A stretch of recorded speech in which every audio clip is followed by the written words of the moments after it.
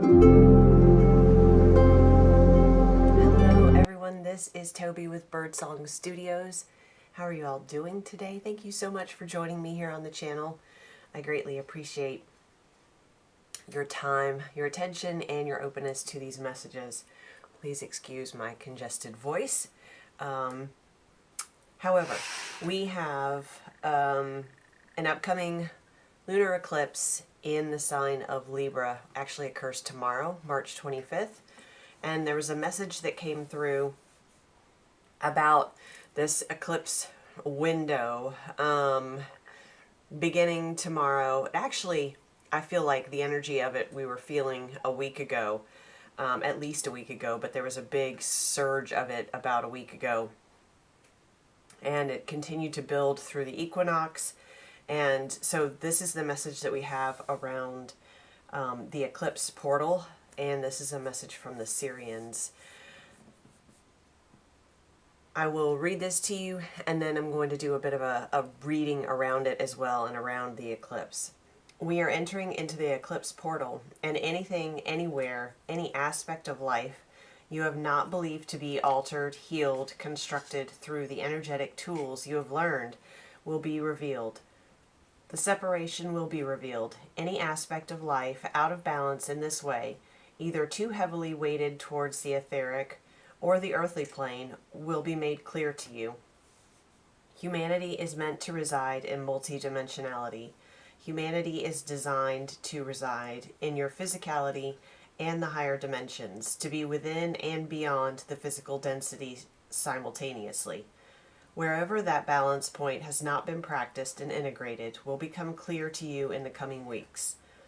The procession of eclipses, the planetary alignment, the retrogrades, all cosmic events, facilitating the revelation of these points of imbalance. Recognize, in many this is an internal belief construct, which prevents the human from standing in the balance point. The revealing of the imbalance may then come as an epiphany versus a physical event. In others, the physical event will be necessary to spark this revelation. We have spoken to you about the wave of energy building, of how it is increasing in intensity and speed, and how your response or reaction to the awareness of its approach is of great importance. We have spoken to you about discernment at length. We have spoken to you about sovereignty, about maintaining a sovereign energetic field amongst disruption and change. Now is the moment in which all of these tools will be very influential. If you utilize them, practice them, and prioritize them consistently, they will buoy you during the energetic wave. It is cleansing, clearing, renewing, and it is powerfully destabilizing to those who are not prepared to float and flow with it, to allow themselves to be buoyed and supported by the tools and resources offered. Okay, so the other part of that keeps coming up was actually a message. It was the last video that was the message around the earth healing and the harmonic convergence of frequencies between that of the earth and that of human DNA. And in that message there was a strong point about the importance of caring for our physical bodies, and I was receiving that message early this morning again in relation to preparations for this eclipse procession, as they're calling it. And that speaks to finding, or not finding, but an awareness of your balance between the physical and the other dimensions. It can be easy, not easy I would say, but I know for me sometimes I find it easier to reside in the other dimensions, right? In those places we may find greater sense of love and of peace and of harmony. And yet our job here on Earth is to integrate that same frequency distribution I'm hearing, the same frequencies of peace and love and harmony, compassion into the physical density, into the earth plane, into Mother Earth. So caring for our physical bodies is going to be paramount in being able to find that balance point where we have, and we've talked about this in other readings that came through too, right? 1 foot in the spiritual, 1 foot in the physical, because we are meant to reside in both simultaneously. Oh, chills on that one. Okay, so I didn't do a sigil for this particular reading. I wasn't called to do one. That message from the Sirians was our opening point for this. I feel like there's another sigil coming, but it'll be separate from this reading. So let's start with... We're going to start with the tarot. I don't usually start with the tarot, but that's what I'm being guided to do. So let's look at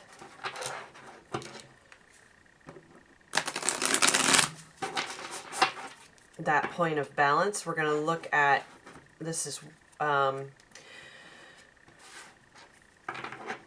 didn't have a plan ahead of time, but this is what I'm hearing. We're going to look at the point of balance, and then we're going to look at if we're out of balance and we're too heavily leaning towards the physical or too heavily leaning towards the spirit or the etheric, spiritual or etheric. So let's see. Let's look at... No, we're going to look at the imbalance first, because that seems to be... We're being guided to work towards a point of balance. So let's look at the imbalance first. Let's look at the physical.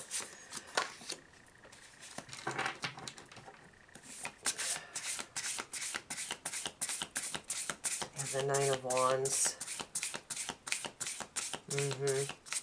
The Nine of Wands is the wounded warrior, right? It's someone who's been through the battles. This is a card of not giving up, of continuing to move forward. And so this feels like it's speaking exactly. We're going to do a couple more for this, and then we'll move to the spiritual. Okay, guys, I hear you. I hear you already moving towards the spiritual. Let's look at this first.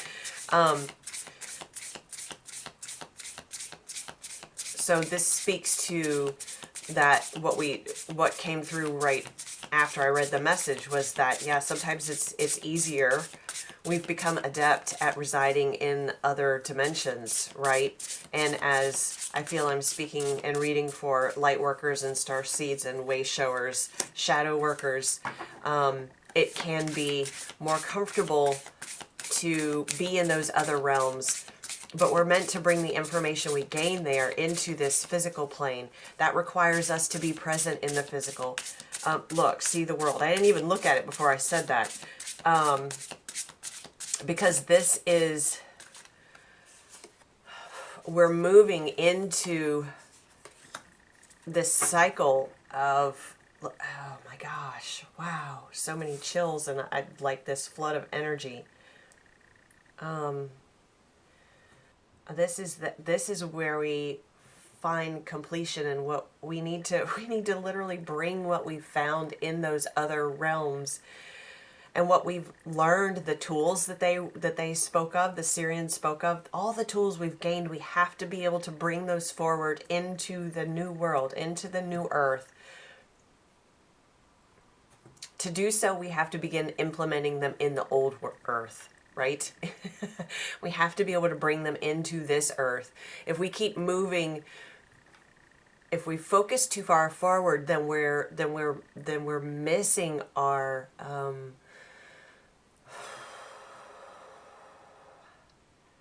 we're missing the power of implementing those tools now.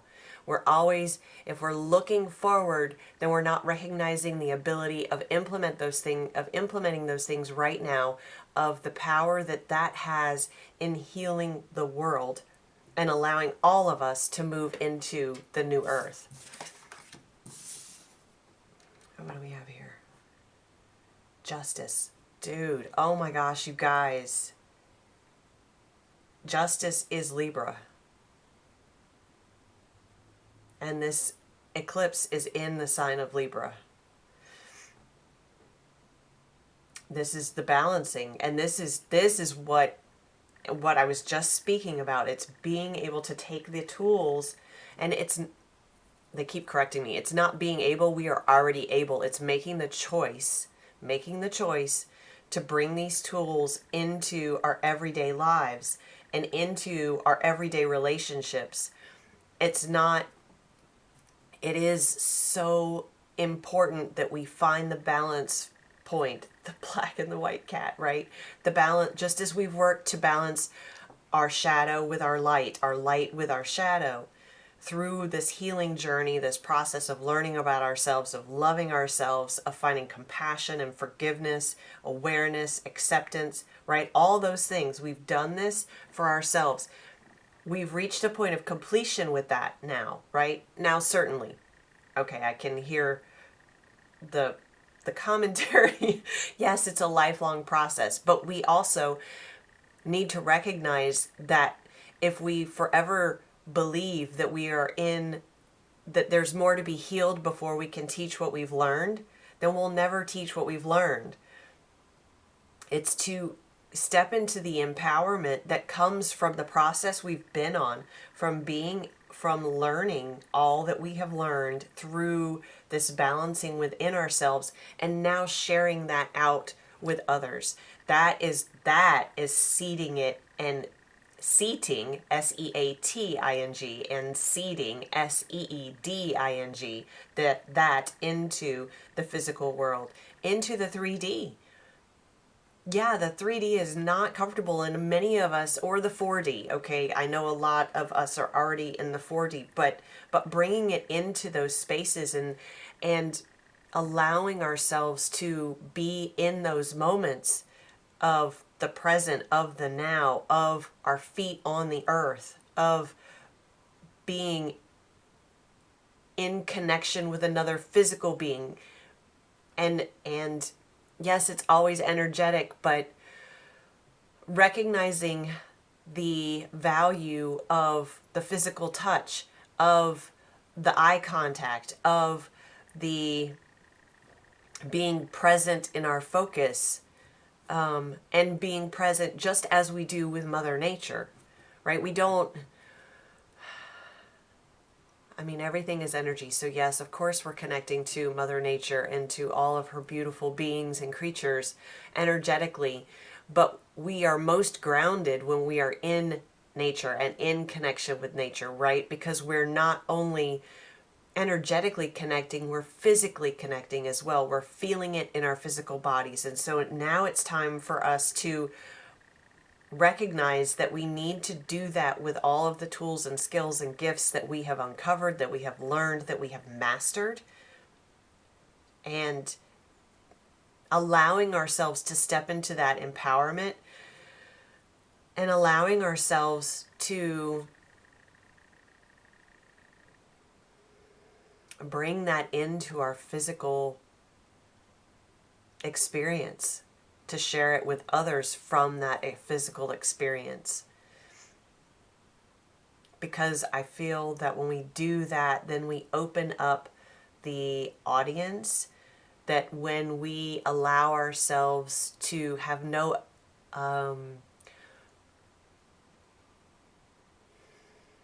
when we allow ourselves to share our information without self-judgment and also without prejudging our audience. It's not for us as humans to judge what the other person is capable of receiving. It is not for us as humans, as teachers, as Wayshowers, as Lightworkers, as Starseeds, as Shadow Workers, to judge what the other person is capable of receiving. It's not for us to push it upon someone else either, but it's to find that point of balance. It's walking the talk. Okay, so let's look at, I feel like these two sides are going to be very similar for this group.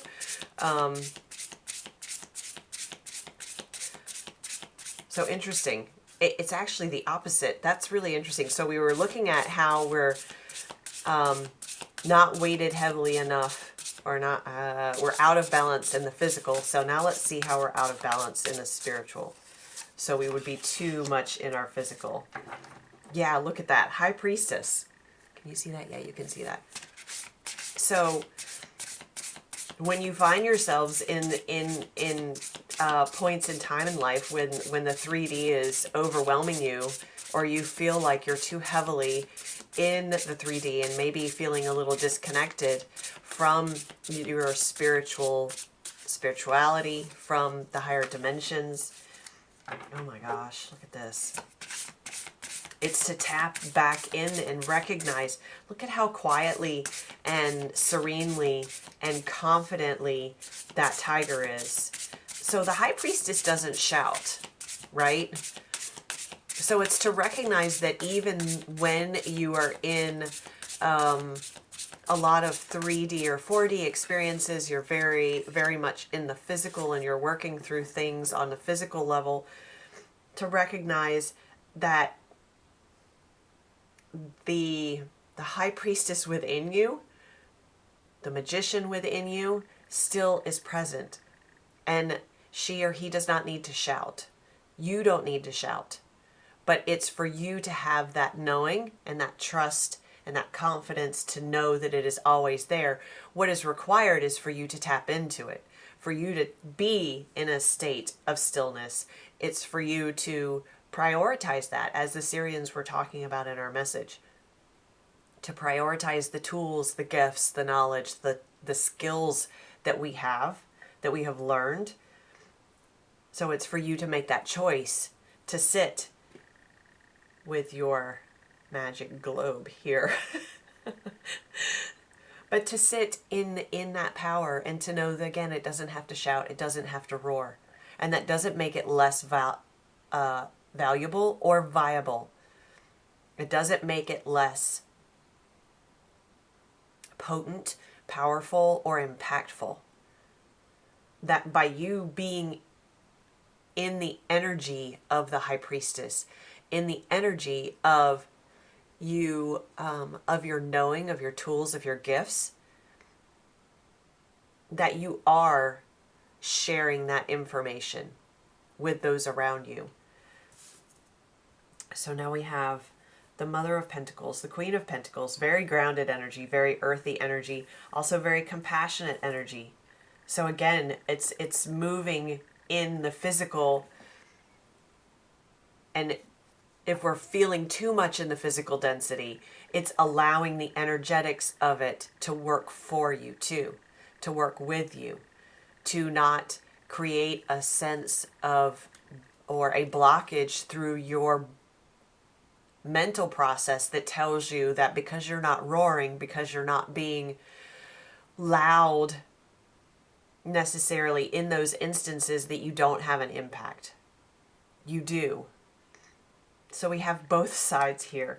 And the Son of Wands, this is the Knight of Wands. This is moving with inspiration. This is allowing yourself to be inspired into action. So again, the High Priestess doesn't roar. She doesn't, it's not required for her to, but when she feels inspired to do it, then allow yourself to be moved through that divine inspiration. And it's a beautiful balance of being in this Queen of Pentacles energy of compassion and of generosity. So recognizing the value in being generous energetically, of being open to, even I'm visualizing someone in the middle of a very 3D workday. Say you have a corporate job, and no judgment at all, but let's say that may certainly not be what we would consider a spiritual environment. However, the point here is that anything can be a spiritual environment. It's with your intention, and it only takes a moment of tapping in quietly to those aspects within you, allowing them to merge with your physicality and being in that place of balance of one foot in the spiritual, one foot in the physical, recognizing that you can bring those aspects of you into every part of your life. And again, this goes back to the message from the Sirians, right? What's going to be made very clear to all of us with this lunar eclipse is where, or with the procession of eclipses, but it's going to begin tomorrow, where we are out of balance, where we don't bring the spiritual into our physical, or where we're too much or too so far into the spiritual that we're out of touch with our physical reality, where we're not grounded and we're not bringing, it's just really two, again, it's polarity, it's two sides of the same coin, where we're not integrating those aspects. But allowing yourself to be inspired by those moments when you intentionally bring forth that spiritual energy, the energy of the peace, the harmony, the compassion, the unconditional love that we talked about to begin with, right? Can you find moments in your everyday, even in the what on the surface appears to be the least spiritual of situations, and really recognize the opportunity there to embody those energies: peace, unconditional love, compassion, forgiveness, acceptance. And the other part of that is that by doing that, now you're opening up this channel to further inspiration, to seeing how bringing that energy into your everyday, how that does impact your experience and the experience of others, how it changes and shifts and transforms those relationships, those interactions, those environments. This is how we bring New Earth in.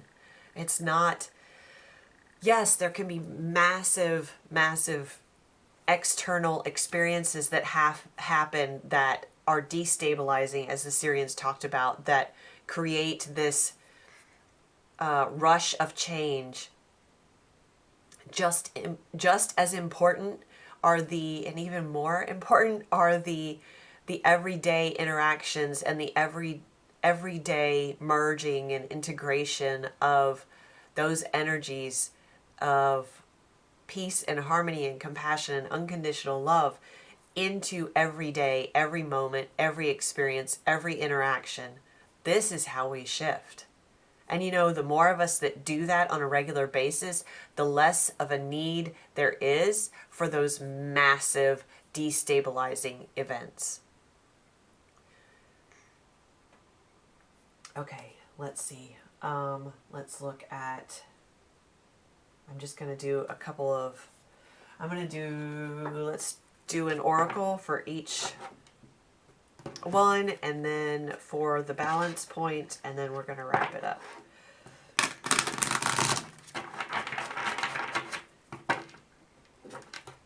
Okay.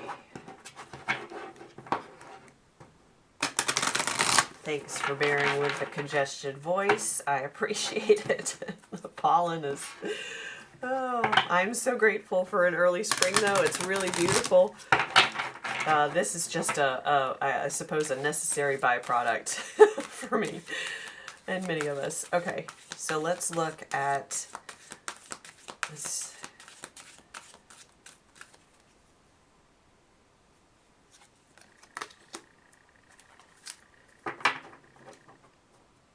Interesting. Okay, we have education, number 5, which is the number of change. It says expand your right brain creativity.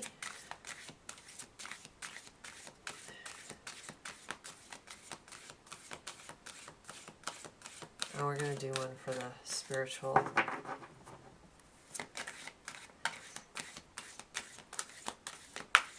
That's interesting, since that's for the physical. That would be right brain. This is what we're talking about. This is of bringing, being creative with how you can bring this balance, this integration point between the physical and the spiritual. This is also looking at what we have agreed upon as a collective is our facts, and are allowing ourselves to look beyond that. You know, it's interesting. My son is very interested in math and physics and science, and he was watching this is applicable, so bear with me for a second while I tell this story. He was watching a show on the speed of light, and I found it fascinating. So did he, but it drew my attention because it was a perfect example of this. We really don't know the speed of light one way. We only know the speed of light going two directions. And it's been measured using a mirror, or that's simplifying it. But we're only able to, through instrumentation, understand and measure, quantify the speed of light in two directions. So far, humanity has not been able to measure it in one direction. So the number that we use in calculations for the speed of light is a construct. It's something that we have agreed upon, the scientific community has agreed upon, with the understanding that we have only been able to measure it two ways, in two directions. So I find that fascinating, because at some point, this is what we're talking about here, is to recognize that many of the things that we have taken as science, as proof, as truth, has been, we've gained that information based upon our limited abilities as humans. So it doesn't make it wrong, but it doesn't make it necessarily the truth. So allowing ourselves to be open to, because especially through this year and next year, but especially, a lot of these things are going to be unwound, and we're going to see that we were wrong. And we're going to see that what we took to the facts and figures and calculations and quantifiers that we have used to construct our mental and even written out, now thoroughly described construct of reality, there's going to be so much more to it that's going to be revealed to us. So it's really important for us to begin at this point, to begin to open ourselves up to that potential, so that we're not caught in cognitive dissonance, where it becomes very difficult to reside in a state of what I knew to be reality is not true, and then shutting down to it. Can we look at that with curiosity? Can we look at those things with wonder? Just as we did as a kid, learning about, let's say, a black hole for the first time, or the solar system for the first time, or dinosaurs for the first time, right? Can we get back into that energy of curiosity and wonder at the amazingness of our universe and of nature, even? Not even, but of humanity, of reality. There's so much more to it than what we have been able to define. And so opening ourselves up to allowing for that definition to change and to be uncertain even. Okay, so on spirituality, oh my gosh, see, we have unicorns. Spreading the light of unicorns. Yeah, I don't know that I need to say much more about this, because this is exactly what we talked about here. It's about spreading the light, and it goes back to what we were just speaking about that sense of childlike wonder and awe and amazement at learning something new and being open to learning something new. So allowing unicorns to be real and their light to be real, and the love and the upliftment and that's energy of just soaring freely, magical, allowing that to be real and allowing yourself to embody that energy and shine that energy and share that energy. Oh my gosh, look at that. And then we have 41, the super love portal. Accept yourself as a cosmic being. And here, this is the perfect merging of all of this, because this is exactly what the Sirians brought through. That humanity was created, humanity was designed to reside, is designed to reside in multidimensionality. And that means being grounded in our physical bodies and our physical experience and soaking all of that in as much as and in equal measure as we play in the other dimensions, and as we work with energy, and as we utilize energy, and as we share the light and the healing and the unconditional love of Source that we are all able to channel. Recognizing and accepting that we are cosmic beings and that our source is love. Okay, I'm going to leave this there. I hope this was helpful. Sending you guys so much love, so much love. Do what you can to stay, you know, this is going to be a beautiful time. And a big part of the message that we were given initially was the importance of our response and reaction, and even how the energy with which we define, again, the upcoming eclipses and how we expect that experience to be. So what is your expectation? Because that is what you will experience. So let's have an expectation of balance, a foot in the physical and a foot in the spiritual, of sharing the gifts, the tools, the light that is you,